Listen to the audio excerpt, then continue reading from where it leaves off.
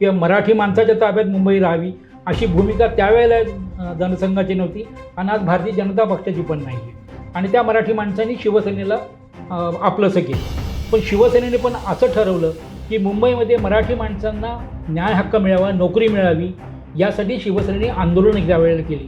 मराठी माणसाच्या अस्तित्वाचा प्रश्न आहे, मराठी माणसांना मिळणाऱ्या नोकऱ्यांचा प्रश्न आहे, तसं मराठी माणसाच्या राजकारणाचा अस्तित्वाचा प्रश्न आहे.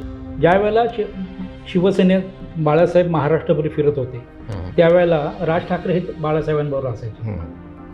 उद्धव ठाकरे हे आपल्या मित्राबरोबर एक जाहिरात एजन्सी चालवत होते, चौरंग नावाची जाहिरात एजन्सी होती त्यांची. हे असल्यानंतर लोकांना असं वाटायला लागलं, म्हणजे जे हितसंबंध होते त्यांना असं वाटायला लागलं की नाही, आता राज ठाकरे जर आले तर आपलं काही खरं नाही, कारण ते वाजवून घेतात कुठलीही गोष्ट. म्हणून मग त्यांनी रिफ्ट पडायला सुरुवात केली.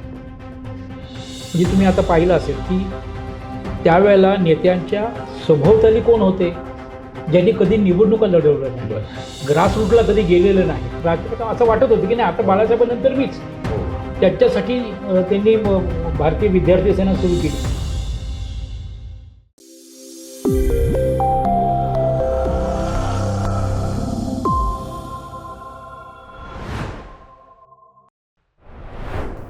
नमस्कार, टॉप न्यूज मराठीमध्ये आपलं स्वागत. मी अरुण मेहत्रे आणि आपण पाहतात आमचा विविध क्षेत्रातील मान्यवरांसोबत संवाद, अर्थात स्पेशल गेस्ट. आणि आजचे आपले स्पेशल गेस्ट आहेत हरीश केंची सर. सर नमस्कार. नमस्कार आणि स्वागत. विषय अर्थातच आज सर्वाधिक चर्चेत असलेला, गेले अनेक महिने ज्याची चर्चा सुरू होती, कधी होणार कधी होणार कधी होणार, आणि आज अखेर ते घडलं आहे. दोन्ही ठाकरे बंधू एकत्र आलेत, युती करतायत महापालिकेसाठी. म्हणून खरं तर व्यक्ती असू द्यात किंवा त्याचा पक्ष, त्याच्या अस्तित्वाचा प्रश्न निर्माण झाला की कुठेतरी जोडलं जाणं किंवा तोडलं जाणं ह्या गोष्टी घडत असतात. आज जे घडलं त्याकडे तुम्ही कसं बघता? कारण इतिहास असा आहे की जो आज इतिहास जमा झाला असं म्हणावं लागेल. त्याविषयी तुम्ही काय सांगा? शिवसेनेची स्थापना जर पाहिली तर मराठी माणसांना न्याय हक्क मिळवून द्यायचा म्हणून बाळासाहेबांनी केलेला हा प्रयत्न होता. महाराष्ट्र अस्तित्वात आल्यानंतर 67 सालापर्यंत मराठी माणसांना नोकऱ्यामध्ये डावललं जात होतं, त्यांचा अधिकार त्यांचा कमी मिळत नव्हता. म्हणून त्यांनी हे सगळं आंदोलन सुरू केलं. सुरुवातीला एक संघटना म्हणून सुरू केलं आणि त्याचं तो पक्षामध्ये रूपांतर किंवा मोठ्या पक्षामध्ये रूपांतर त्यांनी केलं. परंतु आज देखील जी पिढी आहे ही आजची पिढी आणि बाळासाहेबांनी ज्यावेळेला शिवसेना सुरू केली त्यावेळीची पिढी ही पूर्णपणे वेगळी पिढी आहे. बाळासाहेबांची जी पिढी होती किंवा त्यांच्या आधीची प्रबोधनकार ठाकरेंची जी पिढी होती ती संपूर्ण महाराष्ट्र समितीच्या निर्माणासाठी एकत्रित झालेली होती. तुम्ही पाहिलं असेल त्यावेळेला सगळ्या डाव्या विचाराची मंडळी असतील, समाजवादी विचार मंडळी असतील, ही मंडळी एकत्र आली होती आणि महाराष्ट्र अस्तित्वात यावा यासाठी ते झगडत होते. मुंबई महाराष्ट्राला द्यायची नाही असा दिल्लीकरांचा विचार होता. त्याच्या विरोधामध्ये खूप मोठं आंदोलन झालं आणि 107 हुतात्मे त्यात गेले. म्हणजे मुंबई महाराष्ट्राला मिळाली ती 107 हुतात्म्यांनी दिलेल्या बलिदानातून मिळाली. एवढंच नाही, तर ज्यावेळेला महाराष्ट्र आणि गुजरात अस्तित्वात आलं त्यावेळेला महाराष्ट्रानं 50 कोटी रुपये त्यावेळेला गुजरात सरकारला देऊन मुंबई विकत घेतली महाराष्ट्राने. हा इतिहास नव्या पिढीला काही माहीतच नाही. परंतु त्या बलिदानातून निर्माण झालेला महाराष्ट्र आणि त्या आंदोलनामध्ये उभे राहिलेली पिढी आता राहिलेली नाही. ज्या प्रकारे स्वातंत्र्य लढ्यामधली पिढी राहिली नाही आणि त्यानंतर निर्माण झालेली पिढी सत्तेमध्ये केंद्रातही आली, राज्यातही आली, तशी महाराष्ट्रामध्ये ज्यावेळेला संपूर्ण महाराष्ट्र व्हावा म्हणून लढा दिला ती जी मंडळी होती ही मंडळी आता राहिली नाही. आणि महाराष्ट्र अस्तित्वात आल्यानंतर जी जन्माला आलेली पिढी आहे त्यांच्या ताब्यात आज महाराष्ट्र आहे. त्यामुळे त्या मुंबईसाठी जो झगडा त्या तरुण पिढीने त्यावेळेला दिला किंवा त्या वेळच्या पिढीने दिला तो या पिढीनं त्याची जाणीव राहिलेली नाही किंवा त्याची दाहकता समजलेली नाही. नाहीतर हा प्रश्न निर्माणच झाला नसता का मुंबई महाराष्ट्राची का कोणाची. बरोबर. कारण त्यावेळेला देखील म्हणजे जनसंघ होता. भारतीय जनता पक्षाचे पूर्वस्वरूप जे आहे जनसंघ तो अस्तित्वात होता. त्याला या महाराष्ट्राचं किंवा मुंबईचं तसं काही गांभीर्य वाटत नव्हतं. जसं बेळगावचंही वाटत नाही त्यांना. बेळगावचा प्रश्न देखील तसं बरोबर. पडलेला आहे. त्यावेळेला रामभाऊ म्हाळगींचं असं म्हणणं होतं की मुंबई महाराष्ट्रात राहिली का आणि गुजरात गेली काय, भारतामध्येच आहे ना, ही भूमिका त्यांची होती. म्हणजे मराठी माणसांना न्याय मिळावा किंवा मराठी माणसाच्या ताब्यात मुंबई राहावी अशी भूमिका त्यावेळेला जनसंघाची नव्हती आणि आज भारतीय जनता पक्षाची पण नाही आहे. परंतु लक्षात आलं तुम्हाला, काँग्रेसला तर कधीच नव्हतं की मुंबई महाराष्ट्राला द्यावी म्हणून.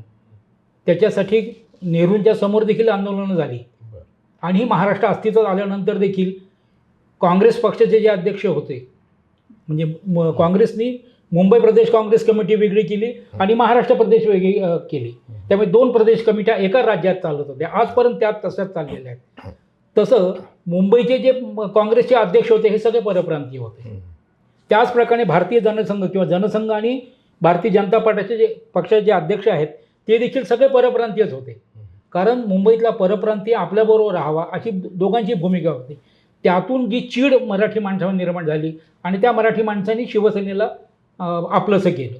पण शिवसेनेने पण असं ठरवलं की मुंबईमध्ये मराठी माणसांना न्याय हक्क मिळावा, नोकरी मिळावी यासाठी शिवसेनेने आंदोलनं त्यावेळेला केली आणि 80% मराठी माणसाला नोकऱ्या दिल्याच पाहिजे इथं महाराष्ट्रामध्ये, ही भूमिका त्यांनी मांडली. आणि मुंबईमधल्या सगळ्या ज्या कंपन्या आहेत या कंपन्यावर त्यांनी आंदोलनं केलेली होती.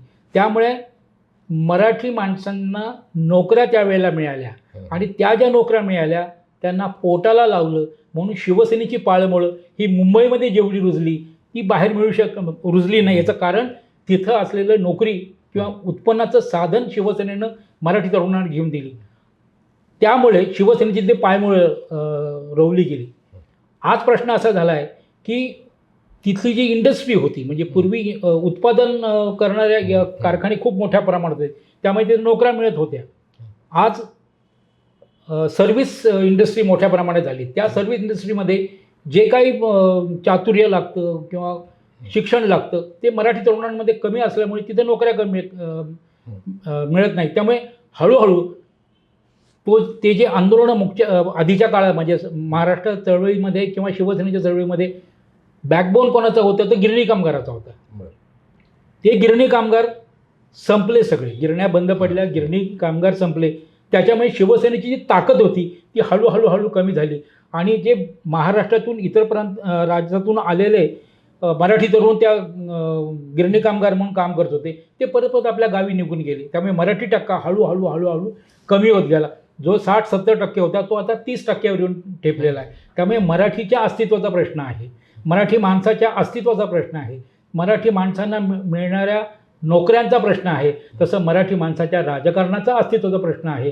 तसं शिवसेनेचा आणि महाराष्ट्र नवनिर्माण सेनेच्या अस्तित्वाचा प्रश्न आहे. तसाच ठाकरे बंधू ठाकरे बँडच्याही अस्तित्वाचा प्रश्न आहे. त्यामुळे नाईलाजास्तव काय होईना 20 वर्ष ज्यांचं पटत नव्हतं त्यांना एकत्र यायला लावलं आणि ते मराठी माणसाच्या होणाऱ्या अवहेलनेतून एकत्र आलेत. हे अभिनंदनीय गोष्ट आहे असं मला तरी वाटतं. आता जसं तुम्ही म्हटलं की अस्तित्वाचा प्रश्न, याच अस्तित्वाचा प्रश्न हा ज्यावेळी मनसेची स्थापना झाली होती त्यावेळी निर्माण झाला होता, 2006 साली.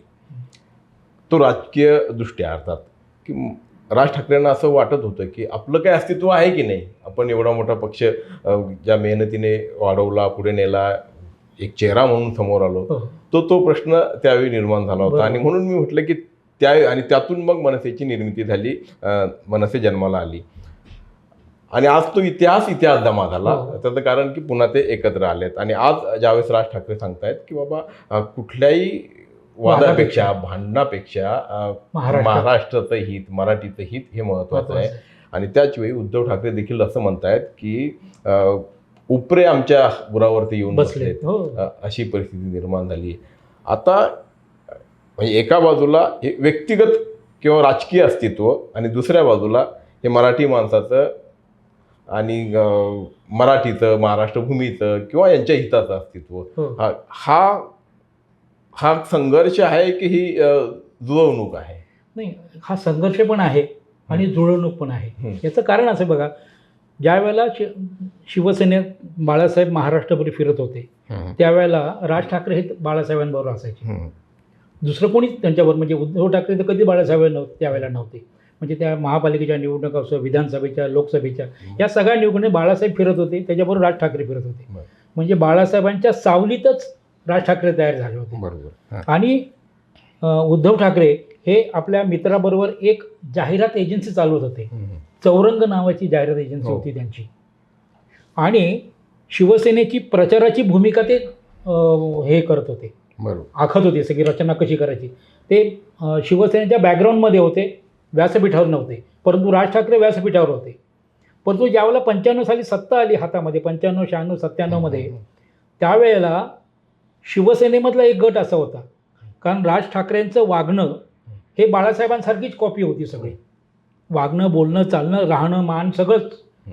त्यामुळे कधीही मंत्रालयात न फिरलेले उद्धव ठाकरे एका बाजूला, आणि सतत मंत्रालयामध्ये जाऊन कामं सांगणारी राज ठाकरे, हे असल्यानंतर लोकांना असं वाटायला लागलं, म्हणजे जे हितसंबंध होते त्यांना असं वाटायला लागलं की नाही, आता राज ठाकरे जर आले तर आपलं काही खरं नाही, कारण ते वाजवून घेतात कुठलीही गोष्ट. म्हणून मग त्यांनी रिफ्ट पडायला सुरुवात केली. म्हणजे तुम्ही आता पाहिलं असेल की त्यावेळेला नेत्यांच्या सभोवताली कोण होते, ज्यांनी कधी निवडणुका लढवल्या नाही, ग्रासरूटला कधी गेलेलं नाहीत, निवडणूक कशी लढवायची, कार्यकर्त्यांना कसं समजवायचं किंवा मतदारांशी कसं संपर्क साधायचा हे ज्यांना माहीत नव्हतं, ही सगळी मंडळी त्यावेळेला त्यांच्या सभोवती होते. आणि त्यांनी मग ही रिफ्ट पाडली. त्यांना जे अधिकार द्यायला हवं ते राज ठाकरेंना, असं वाटत होतं की नाही, आता बाळासाहेबांनंतर मीच. त्याच्यासाठी त्यांनी भारतीय विद्यार्थी सेना सुरू केली की नवीन तरुण मुलं तुझ्याकडे येऊ देत म्हणून. पण त्यांना कुठेच म्हणजे डिसिजन मेकिंगमध्ये ठेवत नव्हते. हा त्यांचा वैयक्तिक राग होता. त्यातून ते बाहेर पडले. आणि त्यांनी सांगितलं त्यावेळेला विठ्ठल के बोचे बडवे घेत, त्या बडव्यांनी हे केलेलं, म्हणजे ते जाणून बुजून त्यावेळेला झालं होतं. त्यानंतर ते फाटतच गेले दोघांचं. लक्षात आलं की नाही. त्यामुळे असे आता त्यांना गरज निर्माण झालेली, राजकीय गरज, राजकीय अस्तित्व हे पणाला लागले दोघांच्याही. पण आता हे दोन पक्ष एकत्र येत असताना त्यांचं कौटुंबिक मनोमिलन, म्हणजे ठीक आहे, अलीकडच्या काळामध्ये काही मध्ये मध्ये बातम्या, व्हिडिओ देतात की हे त्यांच्या घरी गेले, ते त्यांच्या घरी गेले, पण इतके टोकाला गेले होते की मग त्याची जाहीरपणे देखील वाच्यता व्हायला लागली. मग यांच्या सभांमधून ते सांगू लागले की मी त्यांच्यासाठी काय केलं. खरं तर काही गरज नव्हती. हां, मग एवढा नाही, टोकाचं झालंच होतं त्यांचं. कारण दुसरं असं होतं की राज ठाकरे हे मातोश्री लहानाचे मोठे झाले. त्यांना अशी दुजा भावाची वागणूक मिळते म्हणलं तर साहजिकच कौटुंबिक रिफ्ट ही निर्माणच झाली होती. नाही असं नाही आहे. म्हणजे इवन उद्धव ठाकरे, जयदेव ठाकरे, उद्धव ठाकरे, बिंदू माधव ठाकरे यांच्यात देखील वाद निर्माण झाले होते ना. मग ते बाळासाहेबांवर अधिकार कोणी गाजवायचा, इस्टेटीवरचा काय असेल तर कोर्टामध्ये प्रकरणं पण गेली होती सगळी. म्हणजे एकनाथ शिंदे बाहेर पडल्यानंतर जयदेव ठाकरे लगेच गेले तिथे भेटायला, किंवा स्मिता ठाकरे तिथे लगेच गेल्या. हे त्यांचे कौटुंबिक वाद आहेतच, नाही असं नाही. पण आज मितीला असं आहे की राज ठाकरेंची आई आणि उद्धव ठाकरेंची आई या दोन्ही सख्या बहिणी आहेत. त्यामुळे ती जवळीक त्यांची आधीपासूनच होती.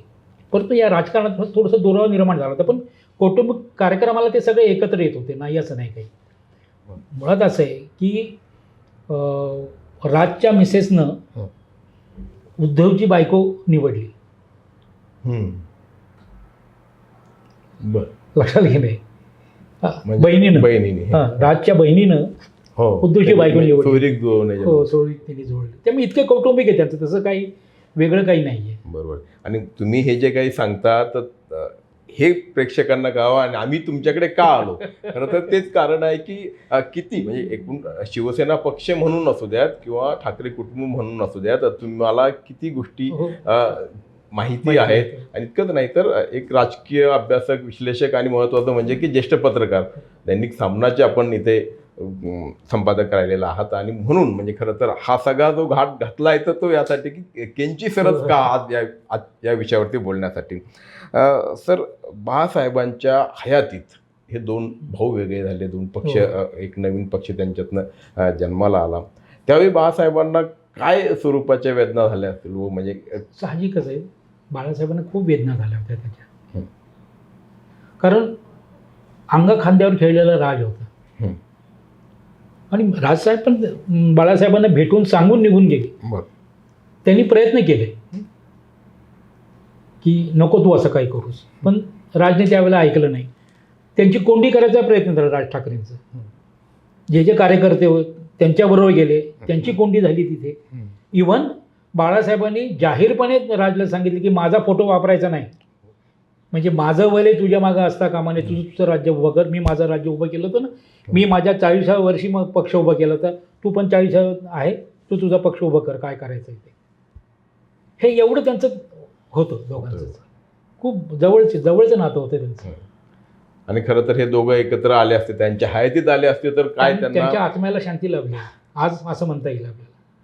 ते दोघं ज्या वेळेला एका वेळेला गेले ना तिथे नमस्कार करायला, तेव्हा त्यांना बरं वाटलं असेल, कारण त्यांच्या निधनानंतर पण ही रिफ्ट झाली होती. मग त्यांच्या अंत्ययात्रेला राज ठाकरेंना वर बसू नका असा निरोप दिला गेला. त्यामुळे ते थेट मातोश्रीवरनं आपल्या घरी आले आणि अंत्यविधीला डायरेक्ट गेले. तो सगळा फाटलेला होता सगळा. दोघांचे संबंध जे होते ताणलेले होते, फाटलेले होते. ते महाबळेश्वराच्या अधिवेशनापासूनच सुरू झालं होतं. त्याच्या आधीची गोष्ट पण जी आहे ना, ते पुण्यात राजकीय त्यांचं सुरुवात कुठं झाली राज ठाकरे, तर पुण्यातून सुरू झाली. शनिवार वाड्यावरची पहिली सभा ही त्यांच्या आयुष्यातली पहिली सभा. बरं. भारतीय विद्यार्थी सेनेची पहिली सभा तिथे झाली शनिवार वाड्यावर. सुरेश सोनवणे माहिती पिंपरी चिंचवडला स्टँडिंग कमिटी चेअरमन होते. ते त्यावेळेला शिवसेनेचे पुण्याचे प्रमुख होते. आणि मनसेची जी अकादमी होती RTOच्या बाजूला, त्याचे प्रमुख ते होते शिदोरेंबरोबर. बरं. शिवसेनेने कसं करावं याची जे चौकट आखून दिली होती ना, त्यात सुरेश सोनवणे होते, शिदोरे आहेत तसेच. बरं. त्यामुळे मनसेची जी जडणघडण आहे ना, ती अशी वैचारिक जडणघडण झाली बाळासाहेबांच्या अपरोक्ष. बरोबर. पण आता तुम्ही म्हटलं तसं की त्यांना बाळासाहेबांना खऱ्या अर्थानं किंवा त्यांच्या आत्म्याला शांती शांती लागली. पण त्यातही आता उपासातनं म्हणजे त्याच्याकडे बघितलं जातं की आता बघा विरोधकांमुळे किंवा देवेंद्र फडणवीसांमुळे दोघं भाऊ एकत्र आलेत. आणि साहजिक आहे ना, ते साहजिकच आहे ना. त्यांचा वापर मला सांगा, आता देवेंद्र फडणवीसांनी कोणाचा वापर केला नाही? उद्धव ठाकरेंचा वापर केला नाही का देवेंद्र फडणवीसांनी? पहिल्या टर्ममध्ये शिवसेना बरोबर नसती तर ते सत्तेवर बसलेच नसते ना, देवेंद्र नसतेच बसले ना. त्यानंतरच्या लोकसभा निवडणुकीमध्ये राजने प्रचारच केला ना. पण तुम्हाला एक सांगतो, म्हणजे बाकी अपार्ट फ्रॉम राजकारणात तुम्हाला सांगतो की शिवसेनेला आपलं महाराष्ट्र नवनिर्माण सेनेला 13 आमदार एका वेळेला निवडून आले. ते आम्हाला खूप कौतुक झालं, बरोबर की नाही? राजचं एकदम हे झालं. पण त्या पाठीमागं कोण होतं? भारतीय जनता पक्ष आणि संघ. का ते सांगतो तुम्हाला. शिवसेना भाजप हे दोघांची युती होती, परंतु भारतीय जनता पक्षामध्ये एक प्रकारचा गट होता, जो संघामध्ये पण गट होता, की ज्यांना ही युती नको होती. शिवसेनेबरोबर जायला भारतीय जनता पक्षाने जायला नको होतं. म्हणजे प्रमोद महाजनांच्या विरोधातली जी काही मंडळी होती ना, त्या सगळ्या मंडळींना किंवा भारतीय जनता पक्षातल्या बहुजन समाजाच्या मंडळींना असं वाटत होतं की शिवसेना जवळ आली तर आपलं महत्त्व कमी होणार, म्हणून त्यांचा विरोध होता युतीला. आणि ज्या दिवशी युती होती त्या दिवशी भारतीय जनता पक्षातल्या एका गटानं आणि संघाच्या काही लोकांना ही मनसेला मतं दिली, शिवसेनेला मतं दिली नाहीत.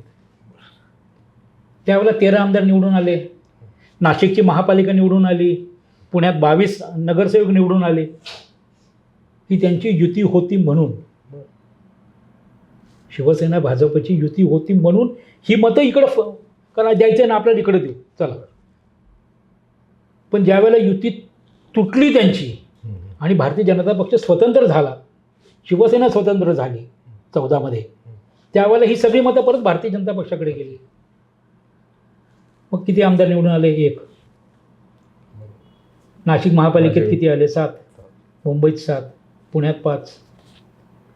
म्हणजे राज ठाकरेंना इथल्या लोकांनी तसं स्वीकारलंच नाही असं म्हणायचं का सर? कारण स्वीकारलं त्याला, त्यांची टक्केवारी मताची आहे ना. आता देखील विधानसभेमध्ये त्यांच्याकडे 6-7% मतं आहेत ना त्यांची, नाही असं नाहीये. पण त्या मताची टक्केवारी इतरांच्या तुलनेमध्ये गडबडून जाते सगळी, ती जागा मिळत नाही. त्यावेळेला हा एक गठ्ठा मतं तिकडे पडत होती ना, त्यामुळे त्यांची त्यावेळेला निवडून आलेली मंडळी खूप मोठ्या प्रमाणात होती. ती कमी झाली त्याचं कारण ते आहे. याचं विश्लेषण कोणी बघत नाही. पण आता तसंच म्हणजे शिवसेनेची पण ताकद तशी क्षीण होत गेली. साहजिक आहे, ते दोन रिफ्ट पडले. रिफ्ट पडले. आणि मग या दोघांची जी राजकारण करण्याची पद्धती आहे ती त्याला कारणीभूत आहे का? म्हणजे उदाहरणार्थ की राज ठाकरेंची मग कधी इकडे कधी तिकडे अशा पद्धतीचं वर्तन असू द्यात, भूमिका असू द्यात, किंवा उद्धव ठाकरेंनी आता अलीकडच्या काळामध्ये म्हणजे मित्रपक्ष असलेला ठीक आहे, त्यांच्यामध्ये काय घडलं होतं निश्चितपणे कोणी कोणाचा विश्वासघात केला, कोणी पण तरी पण की ते विरोधकांना जाऊन मिळाले. तर ही जी पद्धत त्यांची दोघांची राजकारण करण्याची जी आहे तर त्यातून दोघांचे पक्ष हे क्षीण होत गेले असं म्हणता येईल का? साहजिक आहे ना. एक तर कसं आलं की आज जी शिवसेनेची भूमिका वास्तव आहे शिवसेनेचं, ते काही वर्षापूर्वी भारतीय जनता पक्षाचं होतं. शिवसेनेच्या हातात हात घालून महाराष्ट्रभर फिरल्यानंतर त्यांची ताकद वाढत गेली. एका बाजूला काँग्रेसचं अवमूल्यन होत गेलं, म्हणजे मनमोहन सिंगानंतर जे काय भ्रष्टाचाराचे आरोप झाले ते जसं जसं कमी होत गेलं तसं भारतीय जनता पक्ष वाढत गेलं हा सगळा. आणि भारतीय जनता पक्ष वाढल्यानंतर मग कोणाची युती ठेवायची की नाही, म्हणजे ज्या भारतीय जनता पक्षाचा इतिहास तुम्ही जर बघितला तर जनसंघात ज्या वेळेला होता, म्हणजे स्वातंत्र्यानंतर रामराज्य पक्ष परिषद नावाचा पक्ष होता, त्याच्याशी युती केली, तो संपवला पक्ष. हिंदू महासभेची युती झाली त्यांची, कारण आज ज्यांना सावरकरांना भारतरत्न द्या म्हणून सांगितलं जातं त्या हिंदू महासभेची काय अवस्था केली त्यांनी, संपवलं त्यांनी. अकाली दलाला काय केलं, अकाली दलाला स्वतःकडे घेतलं, अकाली दल संपलं. बिजू जनता दलाचं काय केलं, पूर्णपणे त्यांच्याबरोबर सत्तेमध्ये असताना आज बिजू जनता दल आहे कुठे? म्हणजे एकतर समविचारींनाही संपवायचं म्हणजे आहे. कारण हे कारण असं की ज्याला जवळ घ्यायचं त्याच्यासारखं रूप धारण करायचं आपण. ज्याला जवळ घ्यायचं त्याच्यासारखं रूप धारण करता शिवसेनेला जवळ घेतलं. भारतीय जनता पक्षाचा किंवा जनसंघाचा काय रंग होता, केशरी रंग होता, भगवा नव्हता, आणि दीपक हे चिन्ह होतं. दिवा होता. परंतु शिवसेनेच्या सभा ज्या वेळेला असतात त्याला मेळावे ते त्यावेळेला म्हणत, व्यासपीठावर छत्रपती शिवाजी महाराजांचा पुतळा ठेवायचं काम होतं शिवसेनेच्या मेळाव्यामध्ये. भारतीय जनता पक्ष किंवा जनसंघानं कधीच ठेवलं नाही. त्यांनी भारत मातेचा फोटो ठेवलायचा जो त्यांना अभिप्रेत आहे भारत मातेचा. भगवा झेंडा वापरत नव्हते, आज मात्र ते वापरत आहे. शिवाजी महाराजांचा पुतळा वापरतात, शिवाजी महाराजांचं नाव वापरतात. हे कसं आहे, त्यांच्यासारखंच रूप घ्यायचं, म्हणजे त्यांच्या जे फॉलोअर्स आहेत ते आपसुक आपल्याकडेच येतात ना. हा अर्थात भारतीय जनता पक्षाच्या एकूण रणनीतीचा भाग. त्याचं कारण असं आहे ते 24 तास राजकारणात असतात. भारतीय जनता पक्ष 24 तास निवडणुकीच्या राजकारणात असतात. निवड तेच नाहीत तर त्यांना त्यांची जी मातृसंस्था आहे राष्ट्रीय स्वयंसेवक संघ, याचे प्रचारक आहेत. जसे भारतीय जनता पक्षाचे प्रचारक आहेत तसे त्यांचे प्रचारक आहेत. ते देखील 24 तास संघाचं काम किंवा भारतीय जनता पक्षाचं काम करायचं म्हणून 24 तास काम करतात. तसे हे ठाकरे बंधू नाहीत किंवा काँग्रेसवाले नाहीत ना. हे पार्ट टाइम पॉलिटिशियन असं त्यांच्यावरती टीका होते. कारण पार्ट टाइम म्हणण्यापेक्षा संस्थानिक आहेत ठाकरे बंधू पण सगळेच. आणि काँग्रेस पक्षाचं जे राजकारण होतं, काँग्रेस पक्षाची जी राज्यकारभार करायची पद्धती होती ती समंजसपणाची होती, अग्रेसिव्ह नव्हती. याउलट आत्ता जी भारतीय जनता पक्षाची कामकाज करायची पद्धत जी राजसत्ता राबवण्याची पद्धत जी आहे ना ती ॲग्रेसिव्ह आहे. साम दाम दंड भेद सगळं वापरणार ते. पण आता तरी हे मेहनत घेतील का? कारण काय की एकत्रित येणं, कारण आता घ्यायला हवी. कारण आता बघितलं आपण नगर परिषद निवडणुका साध्या होत्या आणि देवेंद्र फडणवीसांनी अजित पवार आणि हे शिंदे कसे फिरत होते. 24 तास राजकारणीत ना, 24 तास राजकारणीत ते सकाळ दुपार संध्याकाळ 3-4 सभा घेतील, 3-4 बैठका घेतील, ते सगळं करतील. हे तसं करत नाहीत. हे वैगुण्य आहे त्यांच्यातलं. त्यामुळे मराठी माणसाचं जे खतखत आहे ना, आत्ता देखील मुंबईत तुम्ही बघा ना, भेटा ना, एकत्र आले त्यांना खूप आनंद आहे. पण त्यांनी एकत्र राहायला पाहिजे आणि झटायला पाहिजे. खरं तर हे प्रयत्न आधीपासून होत होते. म्हणजे बरेच जुने लोक जे आहेत, म्हणजे शिवसेनेचे असुयात, मनसेचे असुयात किंवा दोघांमधले जे युवा म्हणता येईल असे, तर कधी कधी मध्ये स्वाक्षरी मोहिमा व्हायच्या. वाळूंज नावाचे जे शिवसेनेचे शाखा प्रमुख आहेत त्यांनी एक मोहीमच महाराष्ट्रभर निर्माण केली होती. फिरत होते सतत ते की एकत्र या, एकत्र या. पण दोघंही ठाकरे आहेत, ते प्रबोधनकारांचे नातू आहेत, दोघंही हट्टीच असतात, ते नाही होत तसं. ते त्यांनी त्या मागे कॉम्प्रोमाइज करायच्या भानगडीत ते फारसं पडत नाही. आज अपरिहार्यता म्हणून का होईना ते एकत्र आलेत. अपरिहार्यता, गरज, अस्तित्व हे सगळं आहे आत्ता. बरं, आता यातून कार्यकर्त्यांमध्ये आनंदाचं उत्साहाचं वातावरण आहे. पुन्हा प्रश्न तोच आहे की सामान्य मतदार जो आहे, मराठी माणूस जो आहे, याच्यासाठी म्हणून एकत्र आले असं सांगतायत, ते यांच्या पाठीशी त्याच ताकदीने किंवा त्याच आधीच्या महाराष्ट्रातलं मला जाणवत नाही जास्त, पण मुंबईमधलं मात्र हां. हे हमखास जाणवतं की मराठी माणूस त्यांच्या मागे उभं राहील. बरं. 80% का होईना मराठी माणूस उभं राहील. 20% इकडे तिकडे जातील, त्याच्याबद्दल वाद नाही. कसं आहे, ज्या वेळेला शिवसेना स्थापन झाली त्यावेळेला बघा, तुम्हाला आता म्हणतं की एक नेरेटिव्ह चालवलं जाते आत्ता की शिवसेनेने हिंदुत्व सोडलं. एक नेरेटिव्ह, हो, पण सोडलं असं कधीच नाही ना. शिवसेने स्वीकारलं कधी? भारतीय जनता पक्षाच्या आधीपासून स्वीकारलं. हे महत्त्वाचं आहे, लक्षात घ्या तुम्ही. शिवसेनेनंच हिंदुत्व स्वीकारलं ते आधीपासून. दुर्गाडी किल्ल्यावर देवीचं देऊळ आहे की थडगं आहे काही, याच्यावर वाद झाला. तो बाळासाहेबांनी मोर्चा काढला होता, त्यावेळेला आनंद दिघे होते. तिथून हिंदुत्वाची भूमिका त्यांनी घेतलेली. मग निवडणूक आली याची विलेपार्लेची, त्या निवडणुकीमध्ये बाळासाहेबांनी सांगितलं होतं गर्व से कहो हम हिंदू आहे. त्यामुळे त्यांचं ते जागा तिथं निवडून आली आणि त्यांचा मतदानाचा अधिकार निघून गेला. तेव्हा भारतीय जनता पक्षाला लक्षात आलं की हिंदुत्वावर मतं मिळतात, म्हणून त्यांनी युती केली.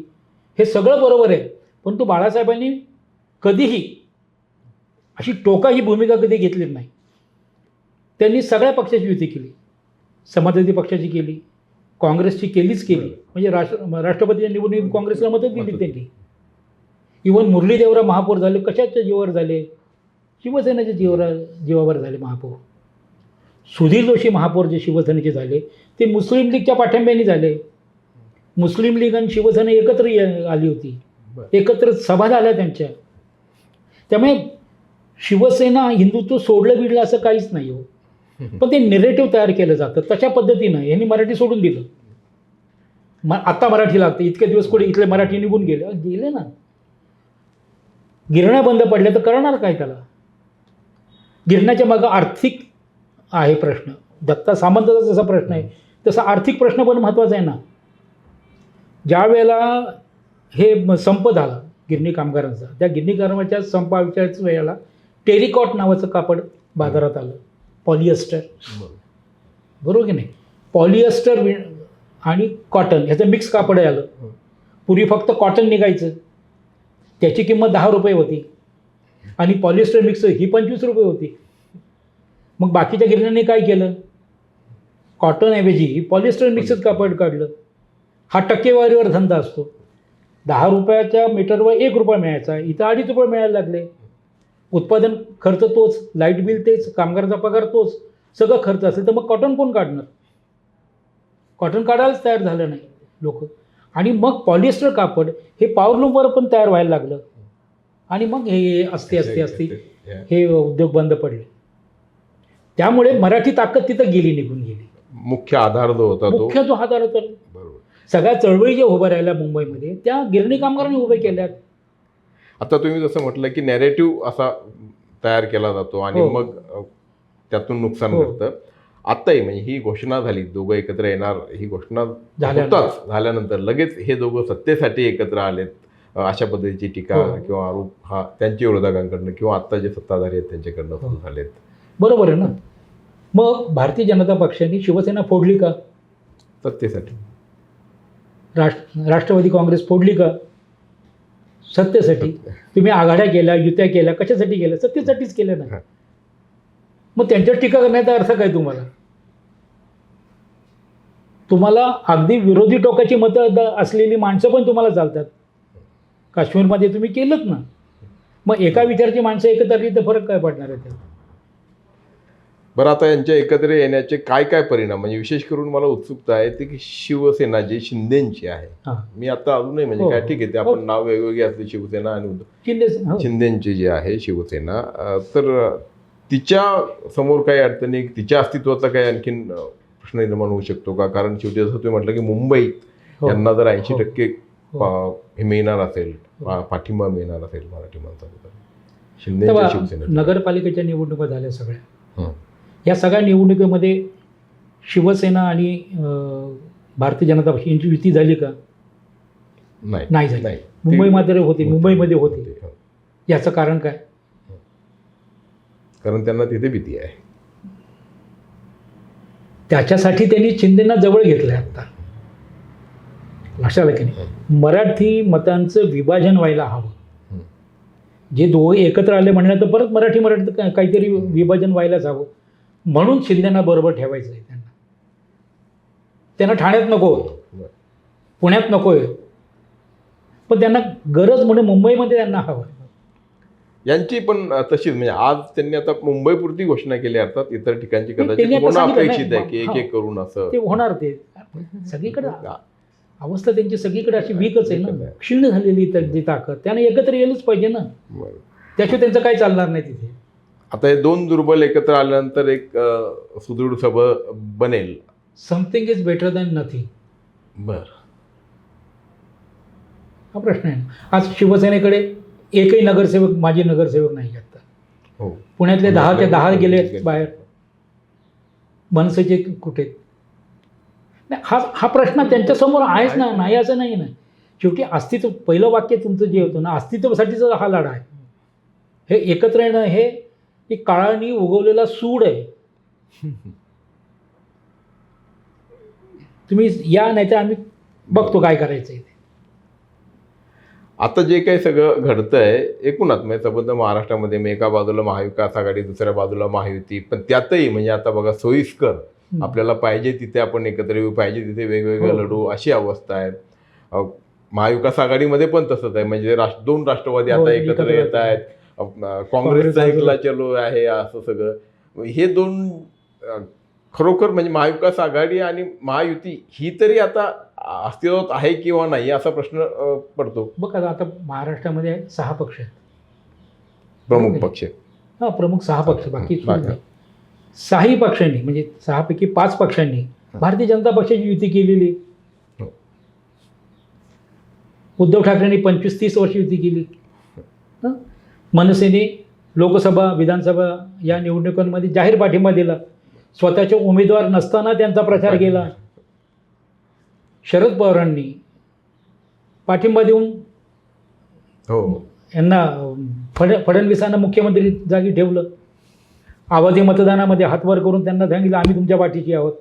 त्यामुळे शिवसेनेला भरपटत त्यांना जावं लागलं. त्यामुळे 5 वर्ष ते मुख्यमंत्री राहिले. आता शिवसेनेचं एक गट शिंदे बरोबरच आहे, अजित पवार बरोबरच आहेत. कुठला पक्ष राहिला? कुठल्या पक्षाच्या विचारसरणी राहिली? प्रत्येक पक्षानं भारतीय जनता पक्षाची युती केलेलीच आहे ना. उद्या समजा शिंदे आणि हे अजित पवार हे स्वतंत्र लढलेत, पुण्यामध्ये लढतील, मुंबईत लढतील, कुठेही लढतील, निवडून आल्यानंतर ते कोणाबरोबर जाणार आहेत? भारतीय जनता पक्षाबरोबर जाणार आहेत. त्यामुळे त्यांना त्यांची धास्ती नाही आहे. परंतु शरद पवारने जर अजित पवारांबरोबर निवडणूक लढवली राष्ट्रवादीने, तर शरद पवारांच्या चिन्हावर निवडून आलेली माणसं काय करतील? भारतीय जनता पक्षाबरोबर जातील की विरोधात बसतील? त्याच पद्धतीनं शिवसेनेमध्ये देखील आणि महाराष्ट्र नवनिर्माण सेनेमध्ये पण निवडून आलेले लोक निवडून आल्यानंतर काय करतील हा मतदारांसमोरचा मोठा प्रश्न आहे. लक्षात आलं तुमच्या?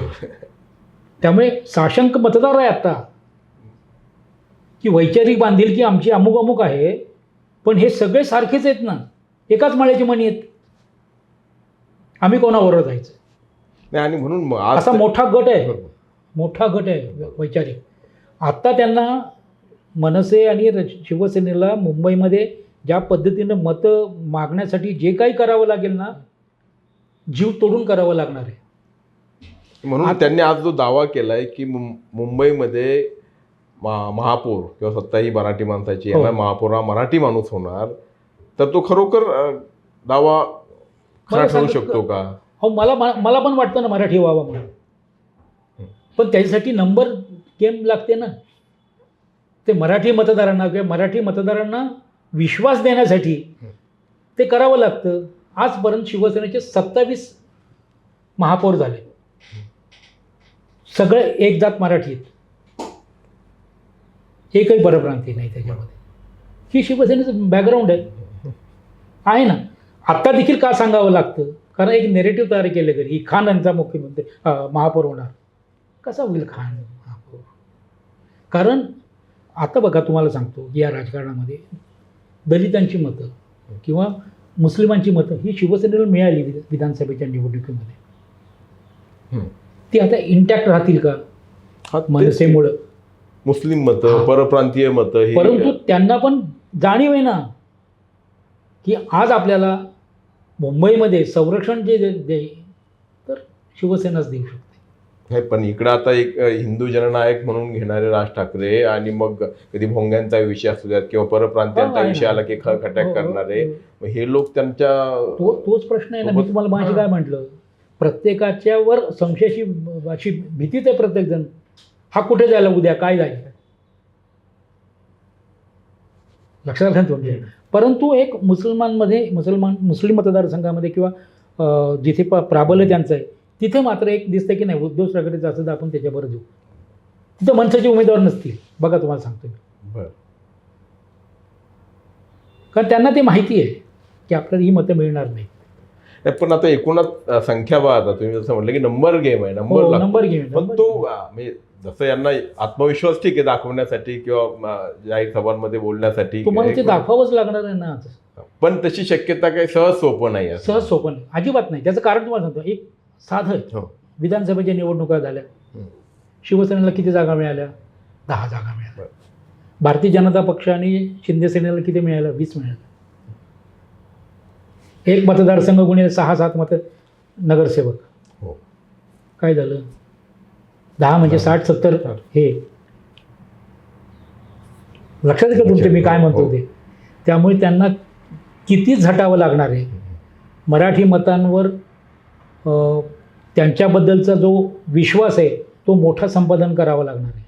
कार्यकर्त्यांवर देखील आम्ही तुमच्यासाठी आहोत हे त्यांना दाखवावं लागणार आहे.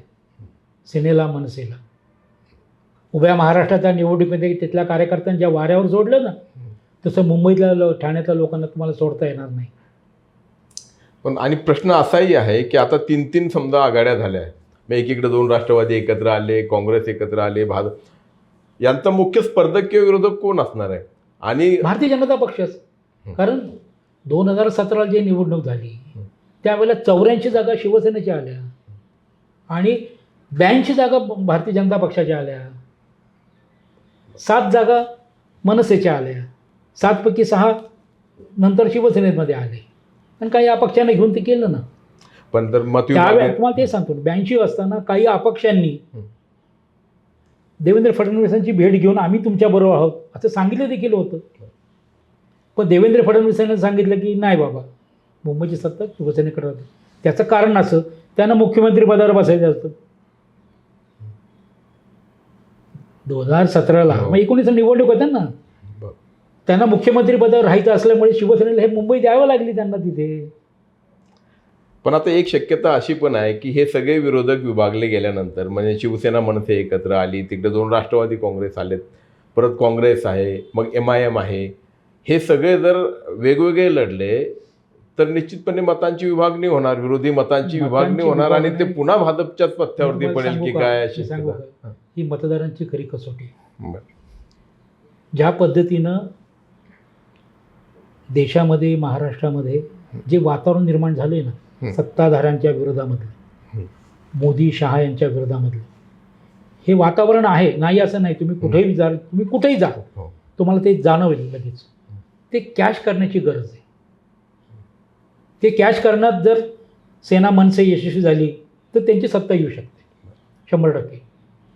लोकांमध्ये ते बिंबवायला लागेल तुम्हाला की महाराष्ट्र किंवा मुंबई कशी विभागली जाती, तोडली जाती, तुकडे केले जात आहेत आणि इथले धंदे कसे बाहेर नेले जात आहेत, इथं कसे अत्याचार होत आहेत, हे सगळं त्यांना मराठी मतदारांना समजावून सांगावं लागेल. त्यांना तिथे त्यांचा विश्वास संपादन करायला लागेल आणि राजसत्तेच्या विरोधामध्ये त्यांना उभं राहायला लागेल की हे असं आहे. आज त्यांनी एक झलक दाखवली की दिल्लीचे 2 लोक गुजराती लोक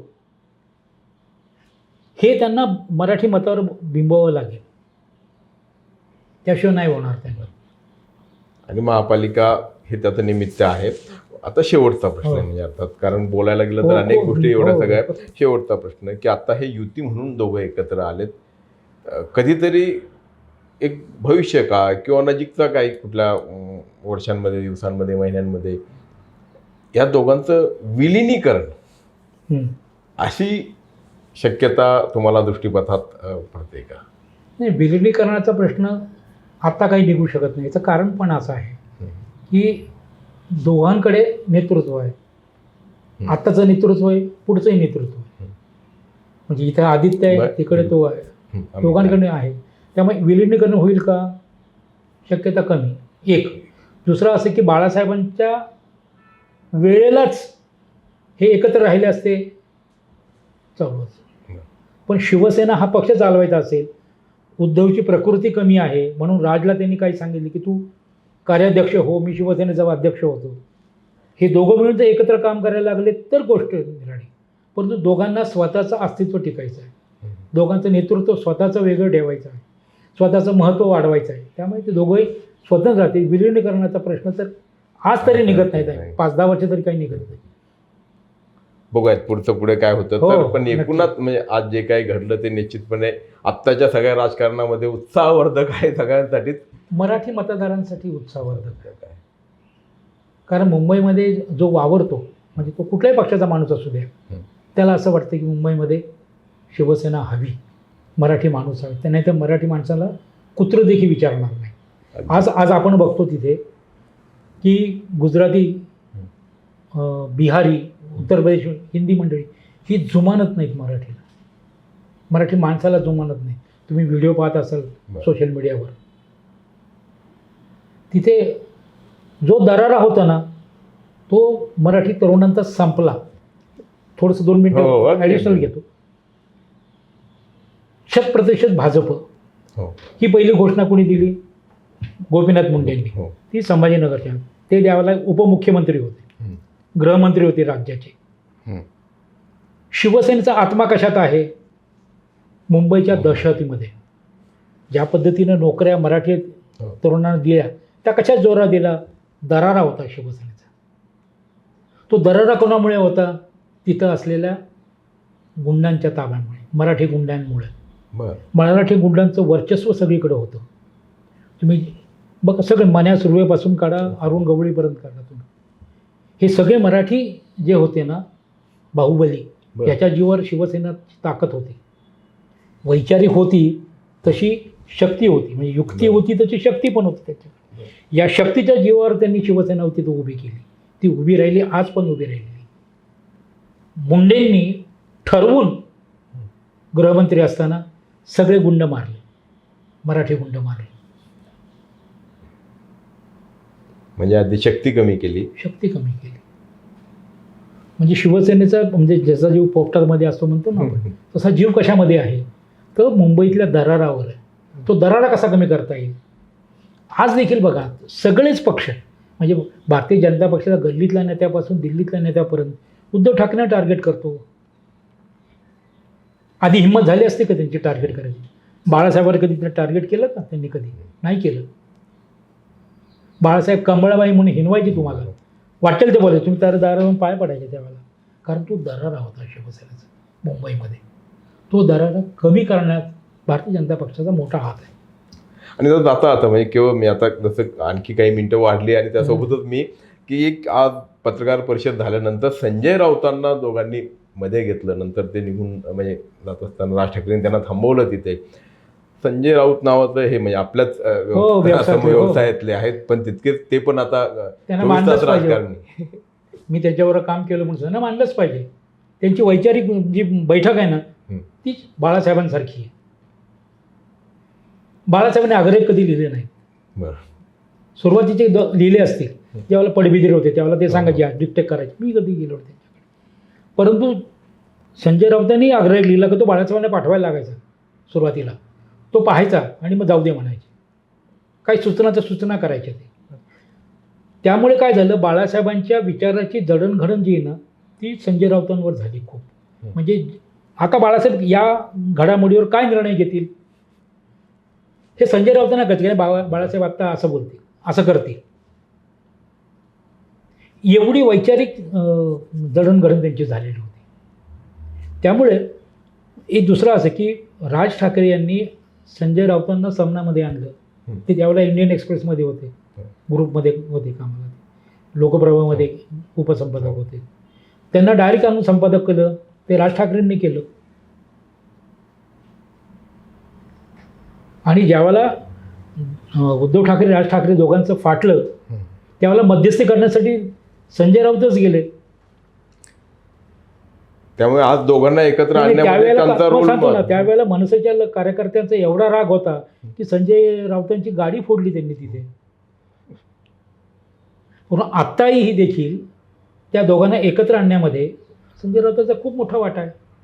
किंवा महाराष्ट्रामध्ये भारतीय जनता पक्षाला रोखण्यासाठी महाविकास आघाडी निर्माण करण्याचा जो अट्टाहास होता तो ह्यांचाच होता ना. संजय राऊतांनी महाविकास आघाडी स्थापन केली. जरी शरद पवार यांचे संबंध होतेच, नाही असं नाही, त्या सगळ्यांना एकत्र करण्यामध्ये त्यांचाच हात होता. तशात या दोघांना एकत्र आणण्यात त्यांचा हात आहे ना. मराठी विचार, मराठी तरुण हे त्यांच्या डोक्यात कायम आहे. बरोबर आहे. आणि त्यातून या ठाकरे ब्रँडची हो हो म्हणजे आता पुन्हा एकदा हा ब्रँड समोर आलाय. आता तो किती जादू दाखवतोय, किती कमाल करतोय हे तुम्हाला लोकांची मनं जिंकावी लागते. बरोबर आहे. तर एकूणच आज जे काही घडलंय राजकारणामध्ये, दोन्ही म्हणजे ठाकरे बंधू एकत्र आले, त्यांचे दोन पक्ष संघटना एकत्र आल्यात युतीच्या अर्थाने. तर याचा अर्थ, अन्वयार्थ, मथितार्थ सगळं काही सरांनी अगदी व्यवस्थित आपल्याला उलगडून सांगितलं. बघूयात पुढे काय. शेवटी सांगतो, या दोन्ही नेत्यांनी शिवसैनिकांच्या, मनसैनिकांच्या पाठीवर थाप मारायला बाहेर पडलं पाहिजे. दुर्दैव असं आहे की उभ्या महाराष्ट्रामध्ये त्यांचा एक चाहता वर्ग आहे. शिवसैनिकांची मोठी संख्या आहे, मनसैनिकांची संख्या आहे, पण त्यांच्या पाठीवर थाप मारायला हे कधी बाहेर पडत नाही. ते ज्यावेळेला बाहेर पडतील त्यावेळेला हे दोन्ही पक्ष मोठे झाल्याशिवाय राहणार नाही. बरोबर. म्हणजे मन जिंका तर मतं मिळतील साधारणपणे म्हणता येईल. सर, आपण आम्हाला इतका वेळ दिला आणि छान विश्लेषण या सगळ्या विषयाचं केलं, त्याबद्दल मनपूर्वक धन्यवाद. थँक्यू. तुमची car, electric panel, data server आगीपासून सुरक्षित आहे का? नाही? मग आजच बसवा F protect temperature activated fire suppression device. यामध्ये आहे eco friendly non toxic pressurised liquid, जे आग लागल्यास क्षणार्धात ॲक्टिवेट होऊन आगीवरती मिळवते नियंत्रण. बसवण्यास अतिशय सोपे आणि सुटसुटीत. टेकालिपचे एक दर्जेदार उत्पादन एफ प्रोटेक्ट.